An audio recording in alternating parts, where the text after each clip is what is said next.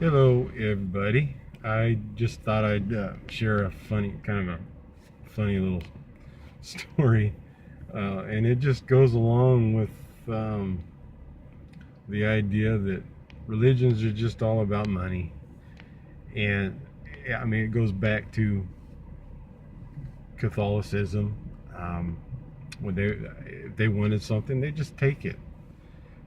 If it was land or whatever, something somebody owned, they would just take it, take it. And make up something about the owner and kick them out and take whatever they want. And although that, I guess it kind of happens now, maybe, but it seems to be on a different scale now. But it's all about money, and I mean, we all know the Creator does not need money, right? But the religions do. And I can understand it to a certain extent because, after all, if people want to go to a place to worship, if that's what you need, yeah, you're going to have a place to do that. But let's be reasonable about this. So, here's the story. Of course, I'm inactive. My wife and I both, for different reasons, of course. And we don't go that often. But a couple of years ago, when my mother-in-law had to move in, she was still going, and of course she started studying with my kids and got them. She took them with her to the meeting. So she moved in with us because of medical problems. I have medical problems, chronic kidney disease, so I do dialysis, all that stuff. And so now she's kind of debilitated because she's had an amputation. So naturally, she's not able to really get going there. And so now the kids, they want to go. So who gets to take them? I do. Well, not all the time. Actually, my wife takes them on Sunday, and my mother-in-law goes with them. She doesn't want to go during the weekday for whatever reason. I don't know. So I don't have to go Sundays, and that's good. So I go off and on Wednesday nights to take the kids there, and naturally they're love bombed big time, especially my daughter, because she's 14 and she's an unbaptized publisher. And it was shortly after she turned 14 in the spring is when she became an unbaptized publisher. So they don't give me a hard time. I can't complain about anybody there. They don't give me a hard time about anything. They haven't even before I got sick. So, I'm okay with that. I don't have any problem with anybody there. So when I go there, of course, I'm just doing my own thing. And I don't even follow along. I'm just on my phone doing something. It works for me. It keeps me from listening to something that I just think is stupid. But anyway, I'm digressing. I know. I'm sorry I ramble too much. That's just something I do.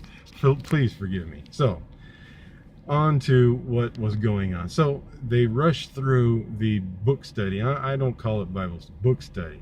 Okay, we all know that. They rushed through it because they have something to do afterwards. And so I know it's some kind of letter or whatever. So I'm interested in hearing what that is all about. So they get through and they start this letter, and they start talking about what is it?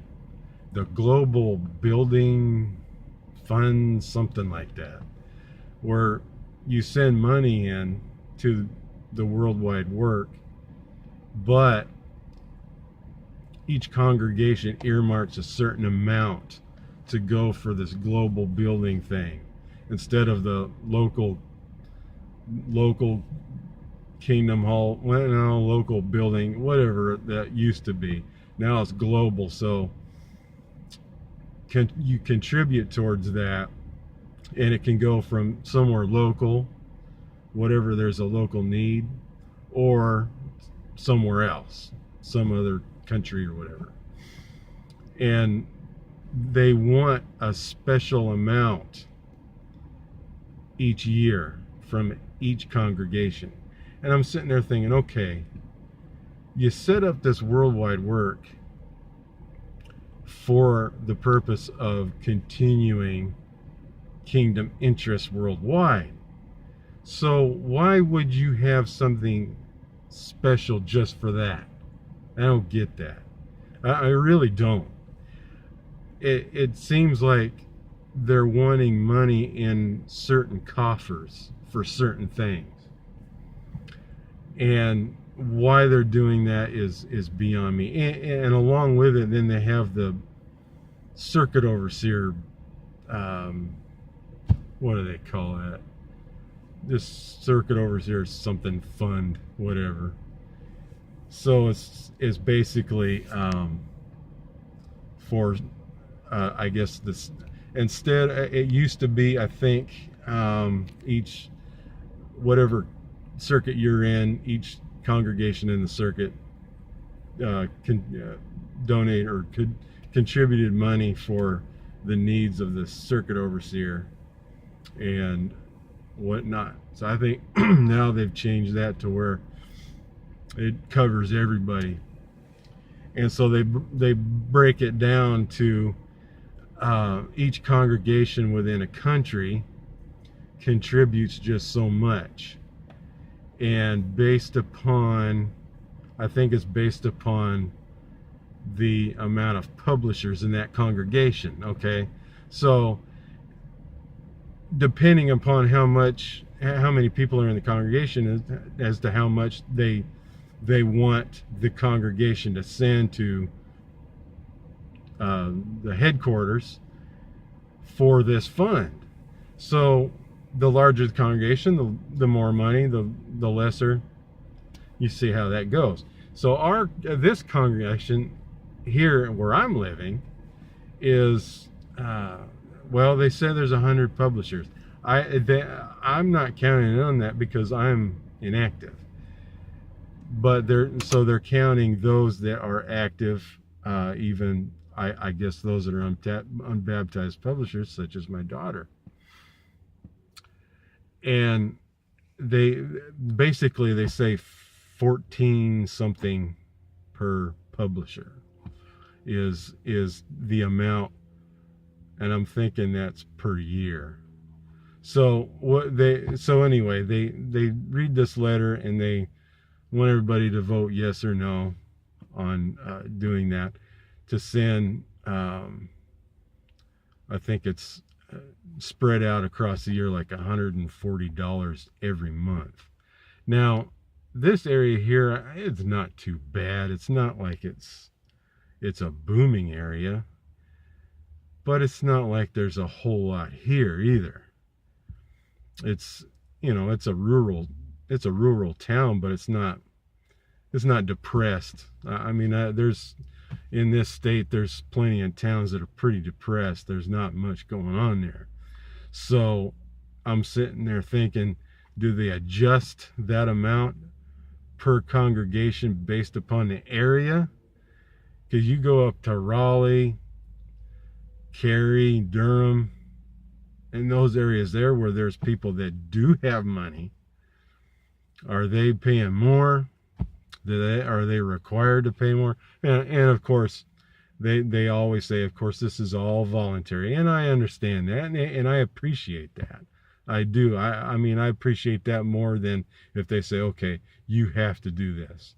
But they put on there, don't you want to do your very best for Jehovah? Okay.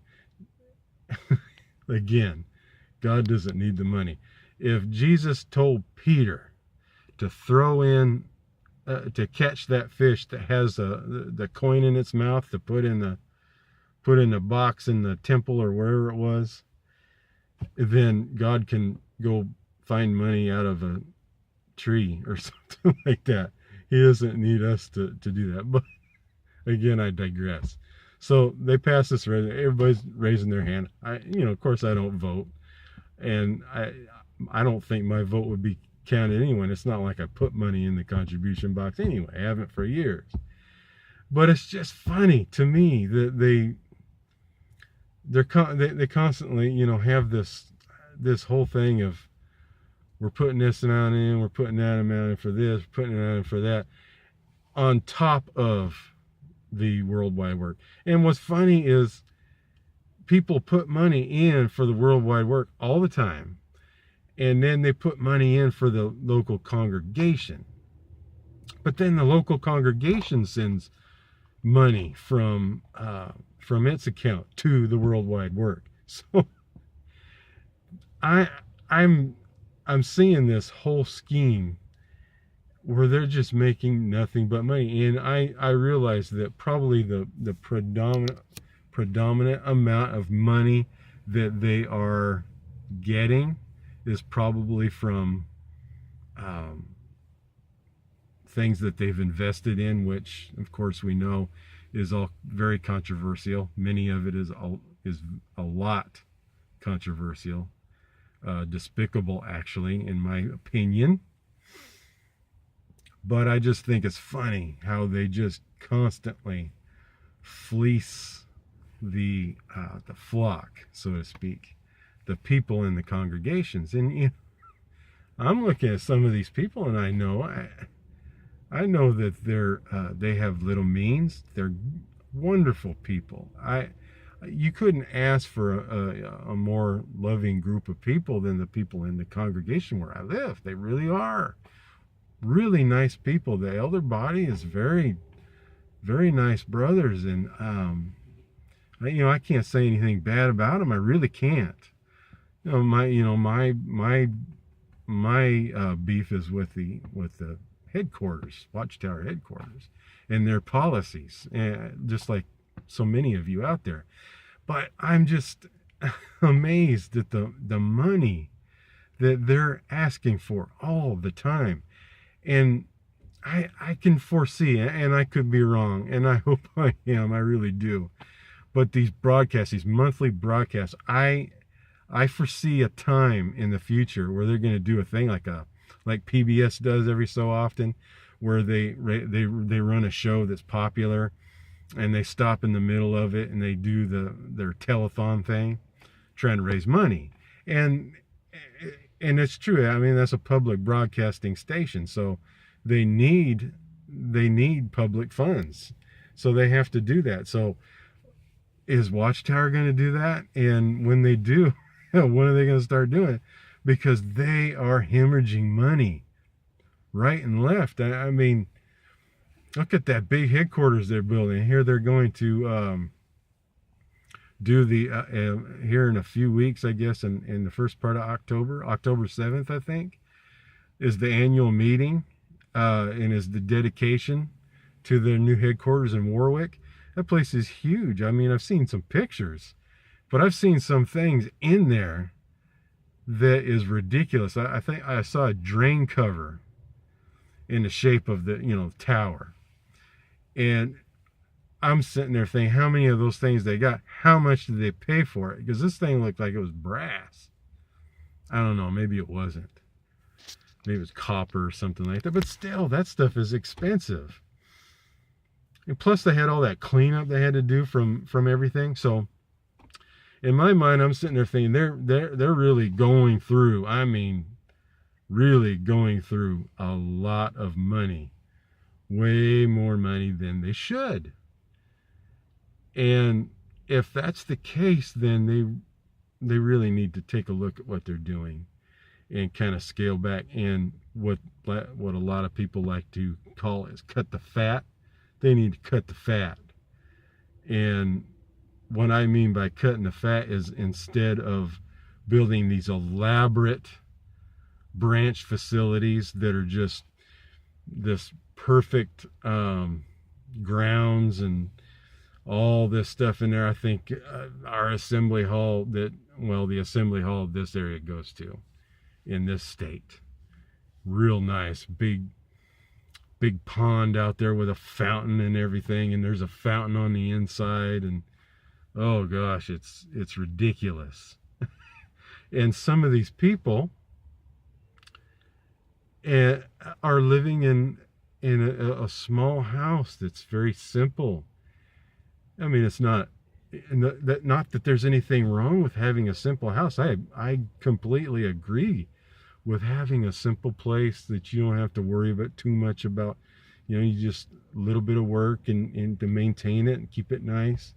There's nothing wrong with that, but there's something wrong when the organization you belong to does not follow that same example, and they have elaborate buildings, and the only thing that differentiates them from the rest of a Christian style place of worship is simply the fact that they don't have the phallic symbols, spire, whatever you want to call it.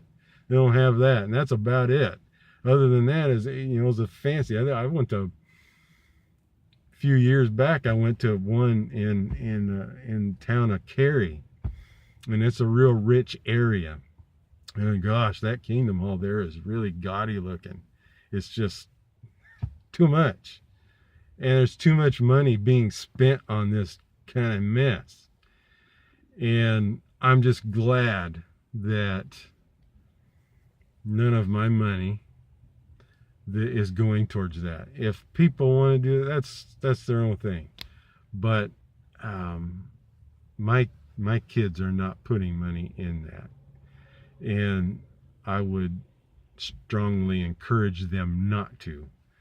But eventually they're going to get to the point where if they continue on, they probably will.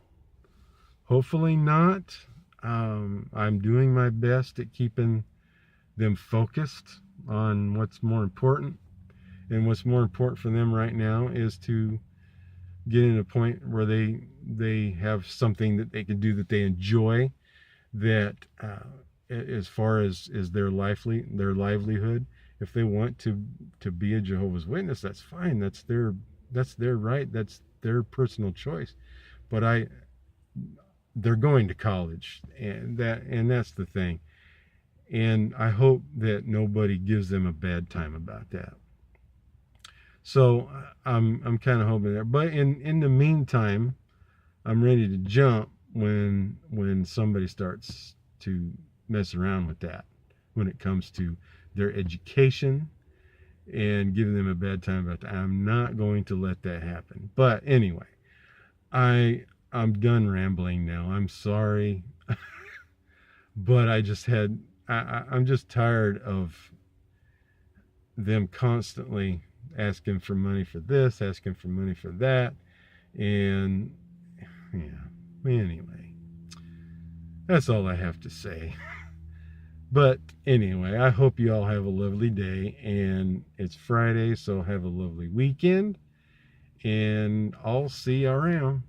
Take care.